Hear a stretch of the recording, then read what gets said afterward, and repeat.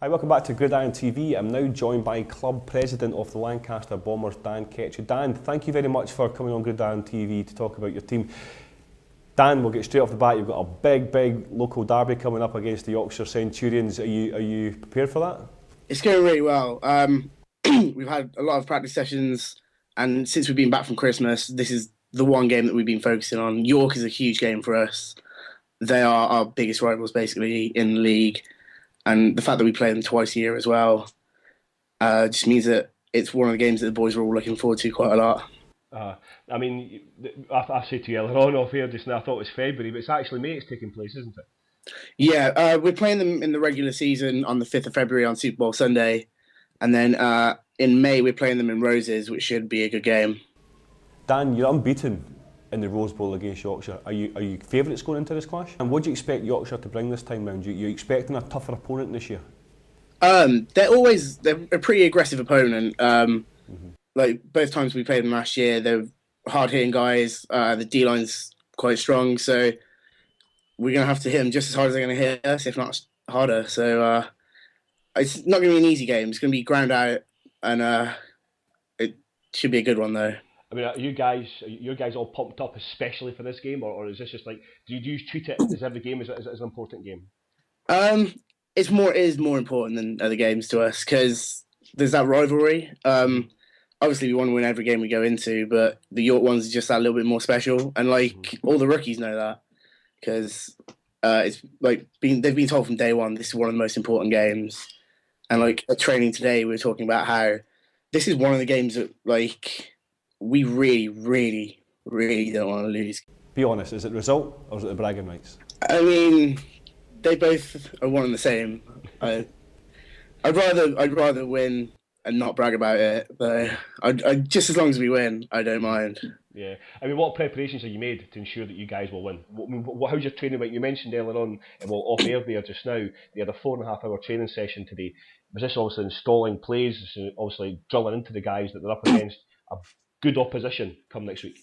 Yeah, we've been running a lot of plays, running a lot of our base offense, basically, repping things, ironing out all the mistakes, basically, and hopefully it should be a lot better on Sunday than it has been in some of our previous games. I mean, Dan, again, we talk about your season so far. You're unbeaten against the Centurions, but how's your season gone so far against other teams? Where do you stand at the moment? At the moment, we are 1-4, so we're not having a great start to the season. We beat Leicester and we've lost to Sheffield Hallam, Sheffield Sabres, and Leeds Carnegie and Hull as well. So vitally important, you get these two games under the bag then, don't you? Yeah, Rose is really important, not just... Well, no, the game on the 5th is very important, not just because of York, but for the rest of the season, because if we win out, we can go 4-4, which would be nice, and finish with a decent record. So it's going to be a tough game, and everyone's got that in the back of their heads as well, because no one wants a losing season. We featured both head coaches from the Ember Knights and the Ember Feathers last week. I mean, it's a thing you always experience, particularly at university level. You get people coming in who haven't played the sport before, so then, as the two coaches talked about last week, it's having to teach them from scratch. And it's always handy having, as you mentioned, experience from the Wolverines, guys from the Lancashire Bombers coming down to help coach, and obviously you've got guys coming at youth level. Is that really important to you? Yeah, it helps us a lot. When we do Rookie Day, or when we did Rookie Day this year, we had, I think, 9 coaches in total. So we had a lot of help from the Wolverines. We had QB coaches down, we had wide receivers, DBs, O-line, D-line.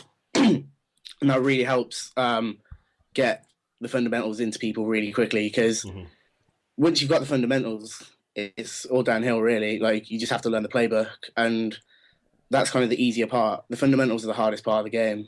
Yeah, I mean, it's holding on to those people after it, isn't it? To try and get them also get one season experience, and it helps them grow as a player and an individual. But then it's holding on to them. That is the sort of situation you guys have got, isn't it?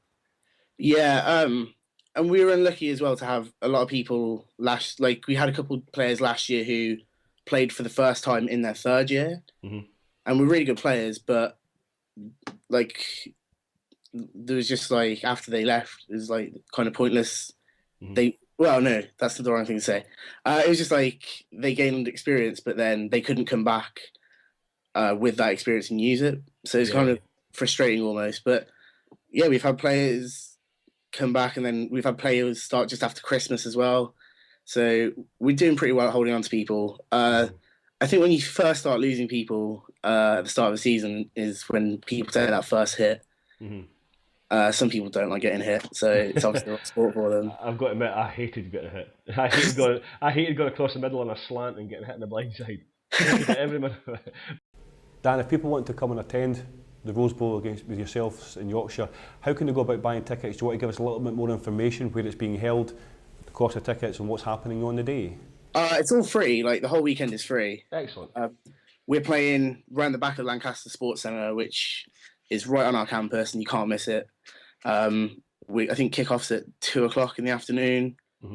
So it's gonna be a good game out on the grass and out on the rugby league pitches around the back of the sports centre. Yeah, have you got anything else on in the day as well before, and in the half time as well? You got any entertainment happening?